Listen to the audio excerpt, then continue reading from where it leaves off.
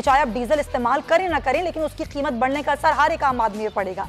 शौक ने कहा कि ये बारूदी सुरंग लगा के गए थे, उस वजह से IMF के पास जाना पड़ा। सबको इकट्ठा करके जबरदस्ती बैक डोर से अंदर घुसा दिया है, तो कहाँ जाएगी इकोनॉमी? जाहिर है बहुत बढ़ जाएगी, हर चीज़ का इस पर असर पड़ता है। मैंने जिस तरह अभी अपने इंट्रो में कहा कि चाहे आप डीजल इस्तेमाल करें ना करें, लेकिन उसकी कीमत बढ़ने का असर हर एक आम आदमी पे पड़ेगा।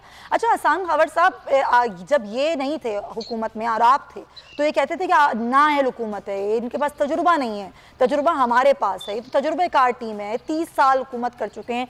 आज यही तजुर्बेकार टीम जो है ये कह रहे हैं कि ये सब कुछ नहीं कंट्रोल हो रहा, और ज़ाहिर महंगाई पूरी दुनिया में है, इसलिए हमें इस तरह के जो है इकदाम करने पड़ रहे हैं। तो वाकई तजुर्बा नहीं है, पॉलिसी नहीं है, या फिर कोई तीसरी वजह है इस महंगाई की? देखिए, ये पहले झूठ बोलते आए हैं। हमारी हुकूमत ये बताती रही कि 2018 के अंदर इन्होंने ये किया था कि डॉलर को मसनूई तरीके से रोक के रखा हुआ था, और जो हमारी करेंसी थी वो बहुत ओवर वैल्यूड थी, जिससे हमारे एक्सपोर्टर को शदीद नुकसान हो रहा था। अच्छा, ये आम शख्स जो है, मैन ऑन द स्ट्रीट, तो नहीं समझता। वो कहता था जी डॉलर कम है। हम बताते रहे कि ये असल बारूदी सुरंग है जो लगा के गए हैं। बारूदी सुरंग की टर्म ही वहां से आई। डॉक्टर शौक ने कहा कि ये बारूदी सुरंग लगा के गए थे, उस वजह से IMF के पास जाना पड़ा।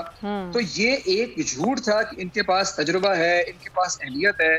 देखिए, जिसकी नीयत ही ठीक ना हो, पहली बात, उसके तजुर्बे को आपने क्या करना है। और जिनका जो तजुर्बा है 1985 से लेके, इनका तजुर्बा तो बिल्कुल है, लेकिन उस तजुर्बे ने इस मुल्क को कहाँ पहुंचा दिया। तो आप ये समझें कि इनके पास 35 साल का तजुर्बा है मुल्क को तबाही की तरफ ले जाने का। तो जिस शख्स ने 35 साल जो किए, जिन पार्टियों ने, और बारी बारी किया है, अब आपने उन सबको इकट्ठा कर दिया है। यानी 35 साल बारी, कभी एक ने मुल्क को नीचे लेके गए, कभी दूसरे को। अब आपने सबको इकट्ठा करके जबरदस्ती बैक डोर से अंदर घुसा दिया है, तो कहाँ जाएगी इकोनॉमी? इवन एक बच्चा जो है गैस कर सकता है कि कहाँ जाएगी। यानी पहले जो काम अलग अलग करते थे, अब ये मिल के करेंगे, तो अल्लाह ही हाफिज है इस मुल्क का। और ये सोचना चाहिए पूरे मुल्क को, और अवाम तो बिलबिला रही है। सही बात है, अवाम तो बहुत परेशान है, अवाम की समझ कुछ नहीं आ रहा। अच्छा, पंजाब की सूरत हाल पे बात करें। हसन खबर साहब, ज़ाहिर 2-3 दिन हमने देखा मामला लटका रहा पंजाब में, जो बजट पेश होना था उसका। फिर कल जिस तरीके से बजट इजलास बुलाया गया, जिस तरह पेश किया गया, स्पीकर के इख्तियारात जो मुअत्तल किए गए। अब ये कहा जा रहा है, खुद मियां असलम साहब की हमने गुफ्तगू सुनी, वो ये कह रहे हैं कि हम अदालत लेकर जाएंगे, इस मामले को चैलेंज करेंगे, जिस तरह इख्तियारात जो है वो महदूद किए गए स्पीकर के। तो अब ये सूरत हाल आपको लग रहा है कि ठीक होगी? पहले वज़ीर आला का मामला था, बजट का मामला हो गया, या आप लोग कह रहे हैं कि इस बजट को हम मानते ही नहीं है, सब कुछ गैर आईनी तौर पर हुआ है?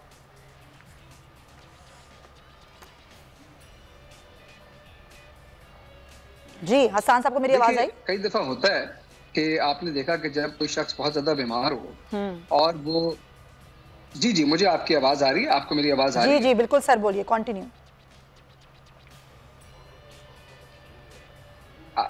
जी, मैं ये कह रहा हूँ कि कई दफा होता है कि जब कोई शख्स बहुत शदीद अलील हो, बीमार हो, और उसकी बॉडी उसका साथ छोड़ दे, तो आप उसको वेंटिलेटर पे डाल देती हैं। और एक वक्त आता है जब उसका दिल धड़क रहा होता है, लेकिन जो है वो शख्स जो है ना, वैसे बायोलॉजिकली मर चुका होता है।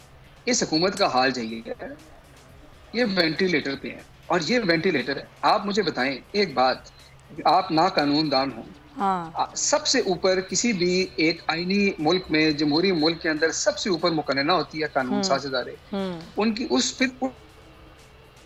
कानून को ही इंटर करती है अदालत के तहत इंतजामी इदारे चलते हैं।